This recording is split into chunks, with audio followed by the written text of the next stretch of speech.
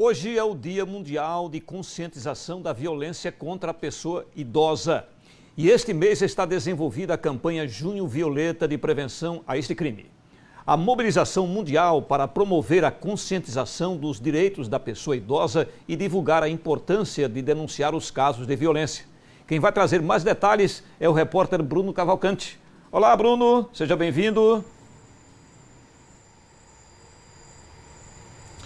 Oi, Gilvan, boa noite para você, para todo mundo que está acompanhando aí o Jornal do Estado. E que bom, viu, Gilvan, que tem uma campanha como essa, porque se a gente for trazer os dados sobre esse assunto, de janeiro a junho deste ano, já foram contabilizados mais de 30 mil denúncias de violência contra os idosos. No ano passado, em 2020, durante todo o ano de 2020, a soma foi de 48 mil. Ou seja, 2021 ainda nem acabou e estamos bem próximos de passar esse número. E sobre esse assunto, para falar da campanha, da importância desta campanha, eu vou conversar aqui agora com o coordenador do Núcleo de Segurança Pública da OAB, o Dr. Wilson Vasconcelos. Dr. Wilson, boa noite para o senhor. É importante a gente falar sobre essa campanha do Junho Violeta, porque na maioria das vezes essa violência acontece dentro de casa, né, doutor? Boa noite, telespectadores, TV Atalaia.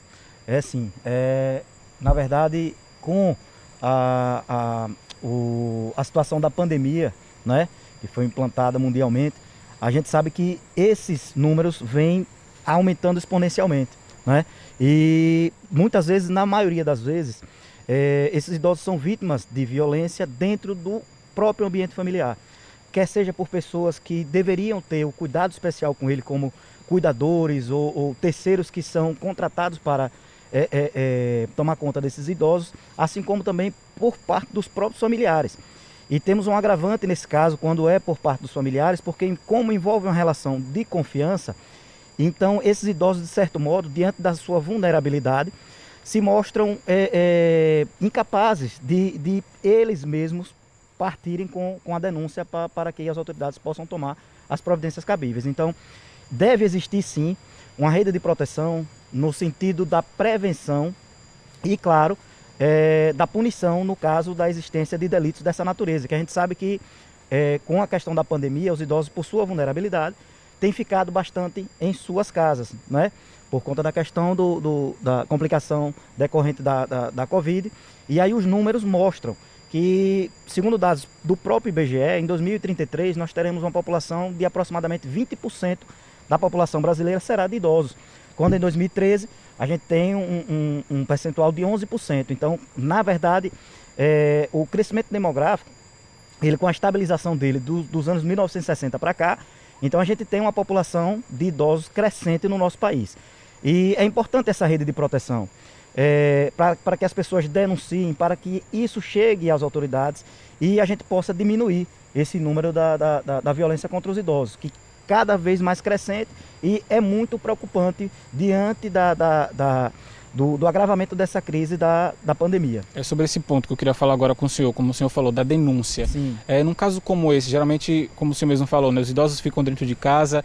Se for um cuidador que está agredindo ou até mesmo um parente que está agredindo esse idoso, qual é o canal, o que é que deve ser feito para combater isso, doutor? Então, veja, essa rede de proteção, né, que é criada, ela envolve, uma ideia também do Ministério da Família, dos Direitos Humanos, né, e da Saúde, que criou-se essa rede de proteção para que chegue às autoridades. De que forma? Muitas vezes esses delitos não chegam ao conhecimento das autoridades, mas existem projetos de lei tramitando tanto no Congresso Nacional quanto no Senado, que obrigam a todas as unidades hospitalares do SUS, como o CREAS, o CRAS, para que, chegando ao conhecimento dessas pessoas, qualquer notícia de violência ou que seja constatado por profissionais da área de saúde, qualquer violência praticada contra esses idosos, prontamente comuniquem. Assim como a própria Secretaria de Segurança Pública, né, do nosso estado, com a implementação da Delegacia Plantonista de Vulneráveis, né, ali na Rua Distância com Itabaiana.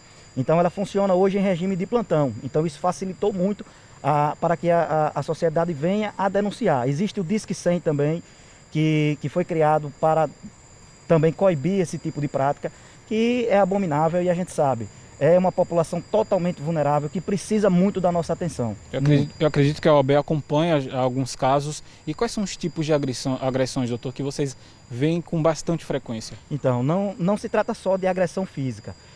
Principalmente nessa questão da pandemia, agressão psíquica, violações no sentido financeiro, ou seja, pessoas que têm, por conta de muitas limitações que os idosos têm, até de locomoção, então essas pessoas ficam responsáveis até por recebimento de benefício e existem desvios, locupletamento financeiro diante de empréstimos contratados indevidamente, tem uma série de situações que podem ser coibidas, trabalhando-se a prevenção, através dessa rede de proteção, entre as famílias, entre as pessoas que devem ter o dever de zelo. Então, assim, é importante, a gente conclama a população para que cada vez mais prestem atenção à sua população idosa.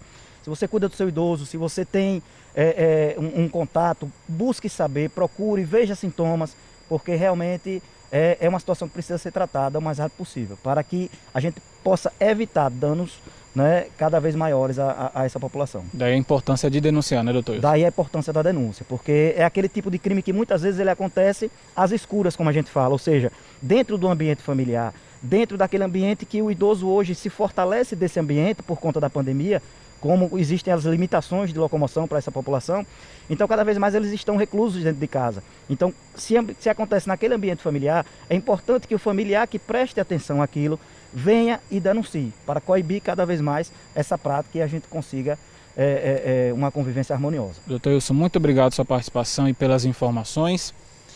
Eu volto com você no estúdio, Gilvan. Ok, Bruno, muito obrigado, boa noite.